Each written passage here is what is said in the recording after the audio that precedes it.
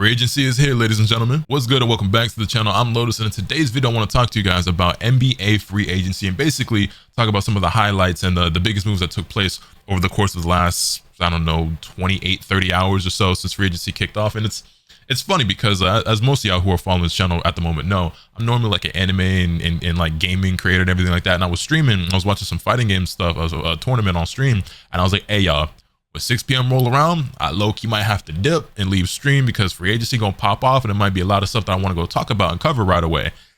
And I'm glad that I didn't end up ending stream and I just like kind of wrote it out because, well, as I'm sure most of y'all are aware, free agency started off pretty slow. It was damn near crickets and tumbleweeds at the start, because the first tweet we got from Woj that I saw at 6 p.m. when free agency officially kicked off was Luke Kornet re-signing a 1-year deal with Boston.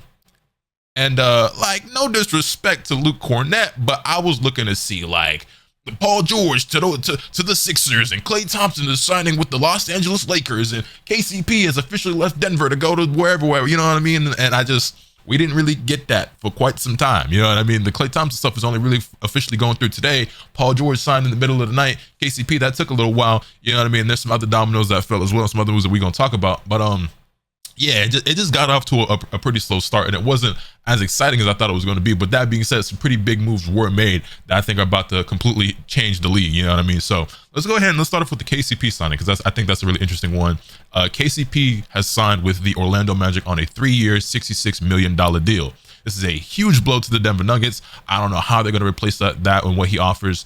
And then they're also apparently interested in signing Russell Westbrook, which I don't really know what the idea is behind that, but I digress. Let's talk about KCP and Orlando, because I think this is a massive signing for them. I think this is a huge pickup, because the two things that Orlando is lacking the most right now, in my opinion, is offensive capabilities, like their scoring, and then specifically the three-point shooting, and experience, which you really only get, you know, just as you continue to age and grow and be in the league and everything like that. But I think KCP, being the 31 years old that he is, could provide a veteran presence in that locker room and some leadership, but also KCP is a 2-time champion, so he knows what it takes to compete at the highest level. He's been there before. He's a made man, and that's all the more reason why I understand him making the move to go to Orlando. Because if I put myself in KCP's shoes, I look at it like this, right? I've been in the league for a while, been on a few different teams. I competed for championships at the highest level, and I got not 1 but 2 rings, 2 of them, which is 2 more than most players who have ever played in the NBA or ever will play in the NBA are ever going to be able to say that they have. So at this point in my life and in my career, I got nothing left to prove. You know what I'm saying? I'm highly valued. I still got a little bit of my prime left at 31 years old. At this point, for me, like, while competing for championships is cool, I've done that. I'm trying to set myself up and my family up to have as much wealth as possible. So for me, it's about securing the bag, and I'm going to wherever the highest bidder is. And so with that being said, there might be some people who might say that this was a little bit of an overpay for KCP. I don't really know whether it is or isn't, but I know that he provides exactly what they need on that team in the way of experience, veteran presence, and three-point shooting. And obviously he's a great defender as well, which fits him beautifully with the defensive kind of, you know, environment or mindset that I would say Orlando has, because they're obviously a much more defensive team than offensive team, which was evident more than ever before in that playoff series against the Cavs, where they just could not buy buckets, man. But hopefully KCP's presence there spreads the floor, you know, opens it up a little bit more for a player like Paolo and everything like that, provides some three-point shooting, and they're going to need more than just him for sure, but I think he's one of the better 3-and-D wing like role players in the entire league. So this is a huge pickup for them, and I think definitely adds a lot to them and helps them be more competitive out there in the East. Now, how does that make them stack up against a team like Boston or New York or even Philly, who we're going to talk about later? They still got a ways to go, but this definitely helps out a lot. And then going back to how this affects Denver, Denver already lost Jeff Green and Bruce Brown, and we kind of saw the effects of that this year. But them losing KCP is a huge blow. Like, you really don't have players of KCP's like value or impact just readily available on the market, whether that's in free agency or even in terms of trades or whatever. So I really don't know how you recover from that.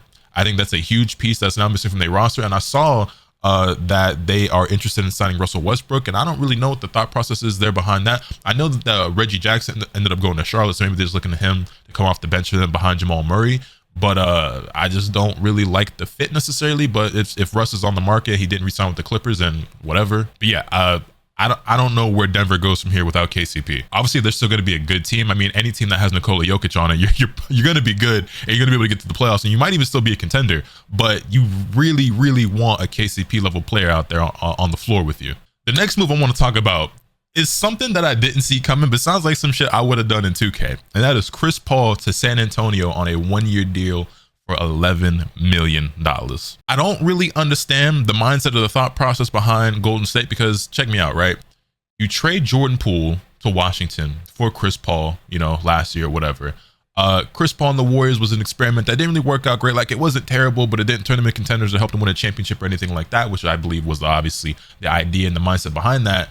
And then you end up waiving Chris Paul because you don't want to pay him his $30 million or whatever, instead of trading him for anything. So you let him walk for nothing instead of getting something back for him. I believe that there was a trade that was out there for Zach LaVine and maybe a couple other things for Chris Paul and like Andrew Wiggins or something along those lines. And I guess Golden State decided they didn't want to take on that Zach LaVine contract, which I feel like Zach LaVine would have been a good fit in Golden State. Maybe I'm tripping. Maybe I don't know ball. I don't know, but I would have liked to see it. But I guess I can somewhat understand not wanting that contract, because that contract is pretty big for a player who's not like, you know, a perennial all-star or anything like that. But it is what it is. Money's just getting ridiculous in the NBA lately. So like, some of these contracts don't even faze me. A couple of them do, but some of these contracts just don't even be phasing me no more, because it's just like, it's just crazy money, just, and it's only getting higher. But yeah, Chris Paul to San Antonio. I think this is great for San Antonio anyway. They desperately needed a point guard out there. And we thought that maybe they were gonna make a try for Darius Garland or Trae Young. They ended up drafting Stephon Castle at number 4 in the draft, which I'm a fan of. I was thinking either like him or Rob Dillingham. Rob Dillingham, they did end up drafting, but ended up trading to Minnesota. But Stephon Castle obviously is going to be a rookie, right? And I believe in his ability to grow, develop, mature, play alongside Victor Wembanyama and everything like that.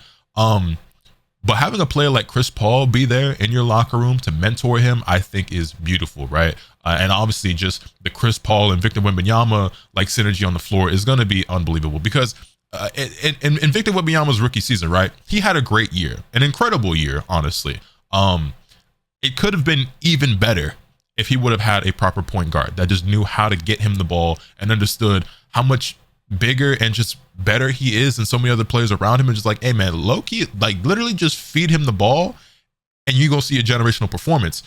And Chris Paul is going to do exactly that. We all know Chris Paul has one of the highest basketball IQs in the history of the NBA, and is also like one of the greatest floor generals of all time. So even though he's not going to provide probably a whole lot in the way of defense like he used to be able to back in his younger years, or even in terms of scoring, because his jump shot, it just isn't what it used to be, that IQ, that floor general presence is going to mean a lot to this team, who frankly needs it and just doesn't have that right now. And although they're being coached by one of the greatest coaches of all time, Greg Popovich, he didn't really ever seem to be able to get them quite into shape and like on the same page.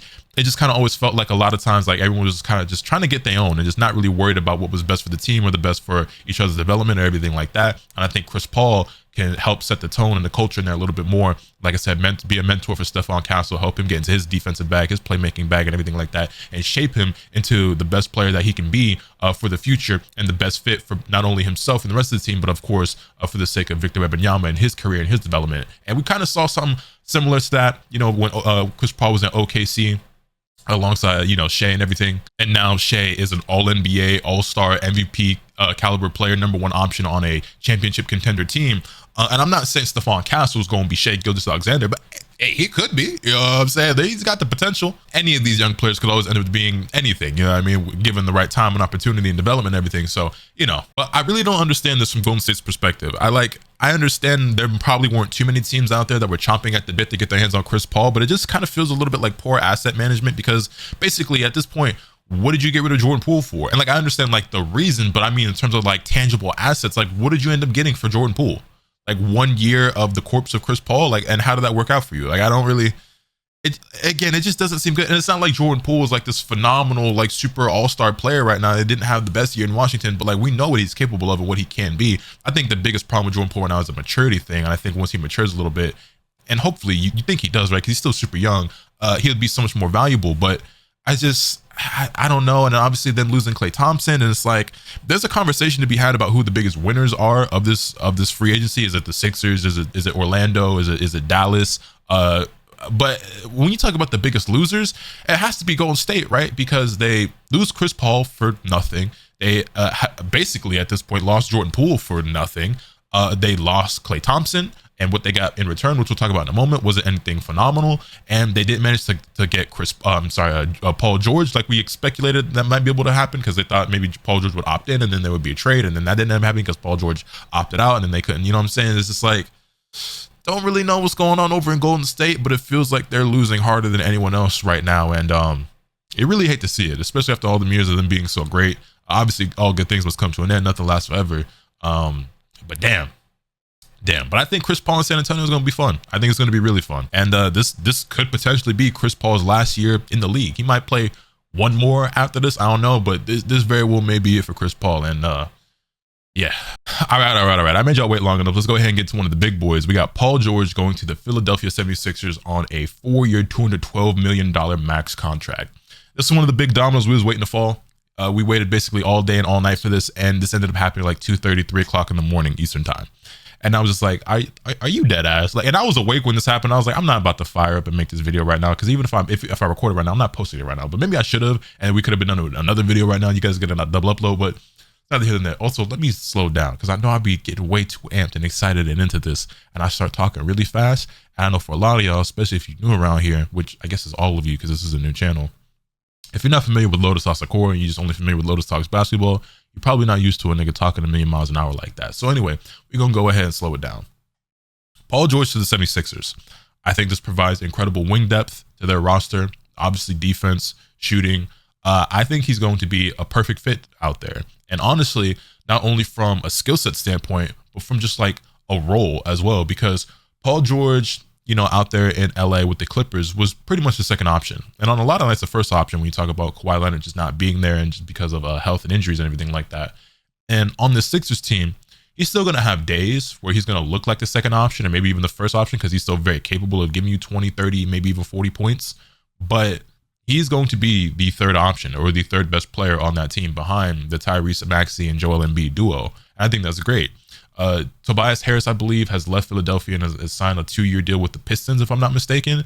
And hot take, Paul George is a huge upgrade over Tobias Harris. Like, I don't know how you guys feel about that, but I think Paul George's ability, obviously, to guard off ball, on ball, the 3-point scoring, and I saw a quote from Stephen A.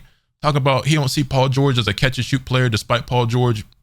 You know, we're not even gonna get into it. Paul George can catch and shoot. He's actually really, really good at it. So we talk about the gravity that Tyrese Maxey and Joel Embiid have, and like the double teams and everything like that. Paul George is gonna get some wide open threes that he's gonna be able to knock down off the catch and shoot on the dish out from Embiid or from Tyrese Maxey. So that's definitely gonna happen. I don't really know what Paul George values the most in terms of getting his bag and securing a very large contract or competing for a championship.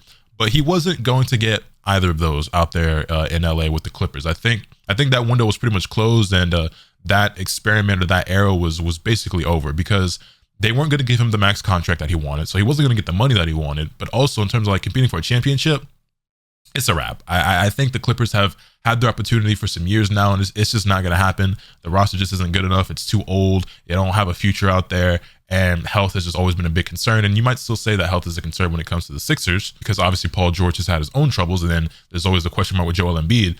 But I think there's a much better chance here in Philadelphia than there is out there with the Clippers. So not only does he still have a chance to compete, but he also got the max contract that he wanted. So it's a win-win situation for him. I don't really know how like people are going to feel about it in terms of like him leaving LA and coming to Philly. I don't think it's a huge deal. I think he did what was best for him, and I'll never fault a player for doing that.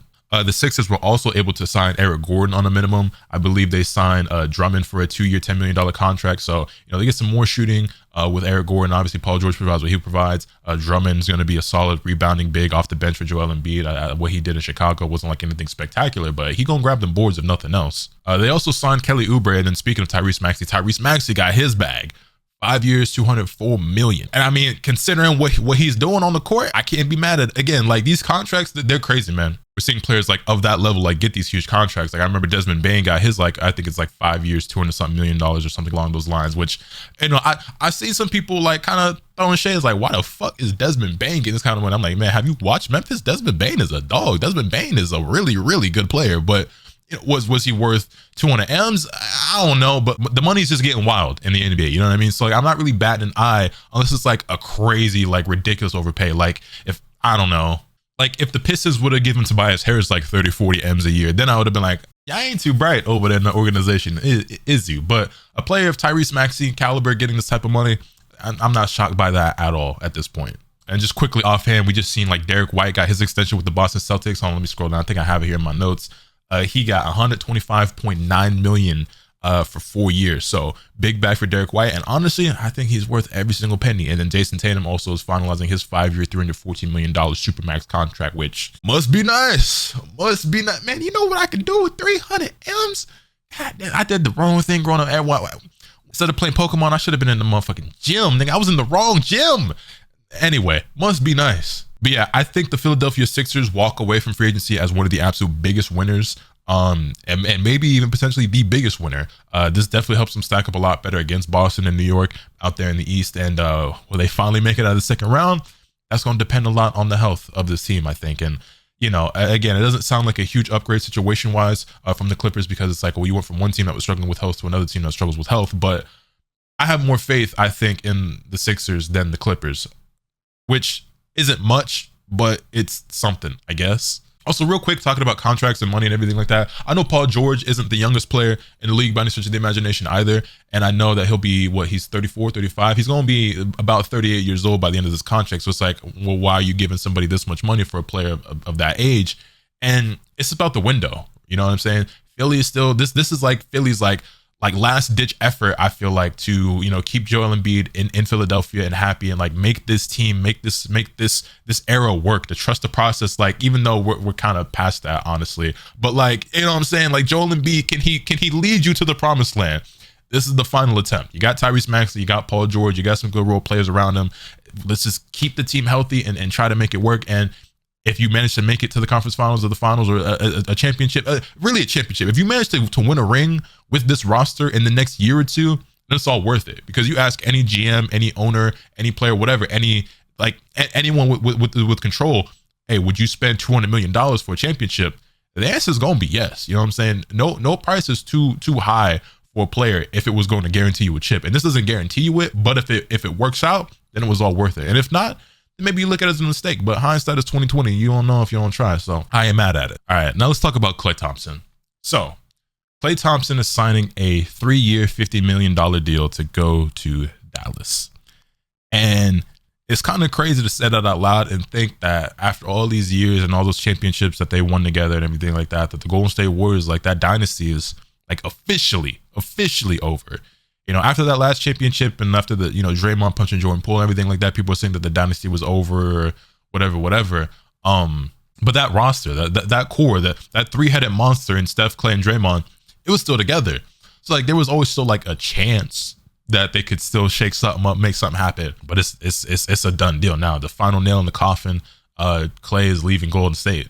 In a fantasy world, in the ideal world or whatever, like, you want to see a team like that stay together till the very end. You know what I mean? But that's just not how these things go. Shaq and Kobe didn't stay together forever, you know? MJ, Pippen, Rodman, all those guys, they didn't stay together forever. Hell, Tony Parker didn't stay in San Antonio. It just is what it is. Like, things just don't always go the way that you would want to see. Like, not every team and organization, even if you're a dynasty, gets that fairy tale ending where you go out on top, or, you know, y'all just stick it out even when you're like kind of old and not really competing anymore. And you just kind of just like, hey man, after all we've been through, we gonna thug this one out to the very end. That's just not how it happens. And again, like, let me look up and see real quick what the deal was that they officially got, the package for Klay Thompson. But it wasn't what you'd want to see if you're a Warriors fan. Yeah, so here I have the tweet from Woj, and it says, breaking free agent Klay Thompson plans to join the Dallas Mavericks on a 3-year, $50 million deal with a player option, sources tell ESPN. Thompson ends his historic Warriors run as part of a multi-team sign and trade that'll also send Josh Green to Charlotte. The sign and trade is done for Thompson, sources tell ESPN. Dallas will send 2 second-round picks to Golden State, sources say. So yeah, it's just shocking more than anything. I think for Klay Thompson's sake, though, I saw a report that says that part of this was obviously that influenced his decision was the ability to compete for a championship. The Mavericks just went to the finals, so they are obviously a championship contender. Is Klay Thompson the extra piece that could help set them, you know, over the hump, like over the edge? And then also, like, there's a different tax situation out there. I don't know exactly how the taxes work in Dallas, whatever, but he'd be pocketing more money taking that deal in Dallas than he would in other places. So that's also part of what influenced his decision. But yeah, I think, you know, for the Mavericks, this is good. I mean, obviously Klay Thompson is no longer in his prime and how could you be after all the injuries? And then obviously just Father Time is undefeated. And we've seen a player like LeBron obviously combat it for as long as he can, but even he's not immortal. But I think this obviously provides something great for Dallas in terms of, 3-point shooting. And Klay Thompson's defense is not what it once was. And obviously Klay hasn't had the best performances in the last couple of years, but I still think that he can be pretty good for that roster. And he's going to get a lot of, wide open shots coming off the gravity of Kyrie Irving and Luka Doncic, who provide a lot of open opportunities for players like PJ Washington and Derrick Jones Jr., as we saw. And, it was also interesting to see a player like PJ Washington have the role in the spotlight that he did and be as good as he was for them, although he wasn't like no superstar or nothing. But to see him go from like a losing situation and like not a great environment in Charlotte, and then go over to Dallas and perform, and then Derrick Jones Jr. Exceed it and not even be able to stay in Dallas. I think he went with the Clippers now after overperforming. But I think Klay Thompson can be a great fit there in that starting lineup. So you'd have like Luka, Kyrie, Klay Thompson, PJ Washington, and then Derek Lively or Daniel Gafford as your starting five. That sounds really good to me. That sounds great to me. I like the fit a lot. I think Klay, he still ended up averaging, I want to say, close to 20 points per game for the season. The guy has 3-point shooting percentage back up over 40%, especially towards like the later half of that season. I know it was at the play-in game where I think he put up a stinker, but we know what Klay Thompson is still capable of. And then you might not get the most consistency out of him, but I think he's going to be better than PJ Washington is for you, at least 3-point shooting wise. He's going to be just as good, if not better, than Derrick Jones Jr. when it comes from a scoring standpoint. He's definitely an upgrade over Tim Hardaway Jr. So I like it. I'm not mad at it. It's just kind of crazy to think that it's real, because I know we were all preparing ourselves mentally for it and we all expected it to happen, but it actually happened. Is just one of the things that was just like damn, like really, really the end of a dynasty, dog. There was all this talk about him potentially going to the Lakers or the Clippers or the Magic. I never thought he was actually going to go to Orlando. Paul George did the same thing, where he's like, hey, y'all better give me my money. I'll do it. I'll go to Orlando. They got money to spend. Like, none of these players of that caliber, they were never going to go to Orlando. Not because Orlando's not a good team or that they ain't got a good thing going, but it's like y'all are just using that for leverage to get what you really want, because Orlando's not a desirable destination. You know what I'm saying? Like, no, y'all would never be actually going to go there. Players like Klay Thompson and Paul George, I think y'all still want to compete. And out east, there's better places. Like if you're Paul George, right, and it's between Philly and Orlando, like, yeah, I want to go to Philly, not Orlando. They have the better shot. Like, Orlando got the better future, maybe, but like, you know what I'm saying? Like, I never thought for a second that like any of these players outside of like maybe a KCP, for a reason I said it earlier, because for him, it probably more is about the money than the rings at this point. Like, yeah, y'all not, you know what I'm saying? I never believed that he was going to Orlando. Now, the Lakers, I thought maybe that was a possibility, because there was all this talk about LeBron being willing to take a pay cut and use the mid-level exception to sign a player. And so we thought maybe like, oh, well, does that mean we're going to get like Jonas Valanciunas or like Klay Thompson? And I was down for the idea of signing Klay Thompson if it was going to be for the MLE. And LeBron was going to take a pay cut in order for us to compete and acquire, more shooting, because we could always use more shooting on this roster, right? But when it came to like, oh, it's going to be a sign and trade, I was like, well, nah, I'm good. Like, if we're just going to be able to sign and trade to a contract, that's cool. But I don't want to have to give up pieces for Klay Thompson and then it not work out. As you know what I'm saying? I wasn't down for that. And so I pretty much thought that like once it wasn't about that, he wasn't coming to LA anyway. Because you also know, like, when people are trading with the Lakers, they want the sun, the moon, and the stars and the Kobe statue. You know what I'm saying? They don't like other teams. Like, oh, here's like 2 seconds and like a role player or whatever. All right, cool, works for us. But when it's the Lakers, now we need 3 picks. We want Austin Reeves and Rui Hachimura. It's like, nah, bro, suck my. You know what I'm saying? Like, it's the Lakers tax and the LeBron tax. They really be tripping. But I digress. The more I sat and thought about it, all signs pointed that he was going to Dallas. That was obviously the most obvious landing spot. That was obviously where all the signs were pointing, regardless. And that is in fact where he ended up. Speaking of Valanciunas, he ended up signing with the Wizards on a 3-year, $30 million deal, which kind of surprised me. I don't like, what does New Orleans do now? Because they don't have a center. Y'all traded Larry Nance. Jonas signed somewhere else. Like, all you have is the rookie, East Missy, who might be great. I don't know. But y'all, what do they do?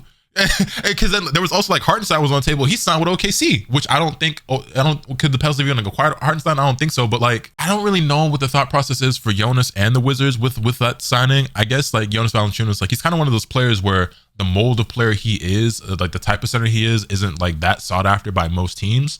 And also he's a little bit older, so this might be like one of his like final contracts as well. Because I think he's 31, 32, somewhere around there. So you know what I mean. Yeah, he's 32 years old, so he'll be 35 at the end of this contract. So I don't imagine he'll be getting a bag much bigger than this anytime soon. And then they drafted Alexander Sarr, who most people would probably see or assume as a center, but apparently he really sees himself as a power forward, and he wants to play the power forward, and maybe the Wizards want that for him, so they're going to pair those two alongside each other in the front court. I'm not mad at it. I just don't necessarily see the vision. But yeah, Valanciunas was one of those players that was like, oh, but he could potentially be going to the Lakers. Everybody's always tied to the Lakers, right? Any player that's worth anything at all. Oh, the Lakers are interested. The Lakers are interested. Donovan Mitchell, Trae Young, Klay Thompson, Paul George, DeMar DeRozan, Russell Westbrook. Not now, but we had Russ before. Jonas Valanciunas. Like, it's just like, yo, like, we can't have everything, bro. Like, I'm a Lakers fan, but I can't stand how much it's like, no, we just want everything. It just feel greedy, you know what I'm saying? But it is what it is. And the last thing I think I want to talk about that I have written down in my notes is OKC getting picked up by Isaiah Hartenstein. There was talk about the potential of Hartenstein taking a pay cut and not necessarily getting the contract that he was necessarily worth, because he just really liked it in New York and he wanted to stay there. And I'm not gonna lie, bro, if he would have stayed, that would have been insane, because we already, after the Mikal Bridges trade, the Knicks already have an incredible roster, right? If they were able to keep Hartenstein, I really don't see how it could be anyone other than Boston and New York in the conference finals, even with Philly acquiring Paul George, just because that roster would just be so insane, right? Barring injuries, of course, always. That should always go without saying, but I always got to throw that out there anyway. But yeah, I see both sides, right? Because it's always about, what does a player prioritize? What do they value the most? Is it about competing? Is it about being around friends? Is it like the energy and the chemistry with your teammates and everything like that? Is it about money or whatever? And whatever you prioritize, that's up to you. I don't fault any player who prioritizes money, or about being close to their family, or just really liking the team that they're on, or about competing for a championship. Thing is, with this, right, Isaiah Hartenstein once again gets the best of both worlds, where he's able to compete and contend for a championship and also secure his bag. He could have, made money in New York and still been competing, but he gets a much bigger bag going to OKC, and this is a great pickup for OKC because he's exactly what they needed in the way of size and rebounding. And OKC, it's so insane because, like, OKC picked up Caruso for Josh Giddey, which they fleeced, you know what I'm saying, gave up like no capital or anything. Like, it's insane, no draft stock. And then you get Hartenstein, who provides the size and rebounding that you need. So, like, they already were really good. They were already the 1 seed, made it to the second round. Their experience might have, or lack thereof, might have shown up a little bit, whatever. They end up losing to the Mavericks. Cool. They have reinforced their roster and have still not used like a lot of the money that they have left, because I think they still have like maybe 15, 20 M's that they can spend. And then also a million draft picks. Like, there's still so many moves that they can make. They still have Kenrich Williams, who they can use. And like, this team is already so good, just got even better, and they still have so much more that they could do if they really wanted to. And it's just like, I just can't really wrap my head around a team being this good and still having so many assets available to get even better if they really so choose. I don't even know what you do at this point, though. Like, what do you need? They re-signed Aaron Wiggins and Isaiah Joe as well. It's like, what does this team even need at this point? I don't know. Just more experience, I guess. Just the ability to go get them reps in at this point. Because, like, hey, man, OKC is shaping up to be a monster in the West. Not even just the West, just in the league in general, which they already were. They're so far ahead of schedule with their rebuild. And I know people, it constantly goes around over and over again on Twitter. That Paul George and Shea trade, that OKC and Clippers trade, aged like milk. But at the time, you gotta look at it. At the time, though, Paul George was like an MVP candidate. Shea wasn't anywhere near the player that he is now. But even with that context, it still looked kind of crazy. I ain't gonna lie, but it is what it is. It is what it is. OKC is going to be. They were already. I'm gonna say it's going to be. No, they were already dangerous. They was already dangerous. It's scary for the league. But that pretty much does it for my thoughts on like some of the biggest moves of free agency so far. Let me know your thoughts in the comment section down below. Hit this video with a like if you enjoyed. Subscribe if you haven't already, so you can stay tuned for all those content that I'm bringing you. And with all that being said, that's pretty much off today. And remember, nothing can happen to you swing the bat. Later.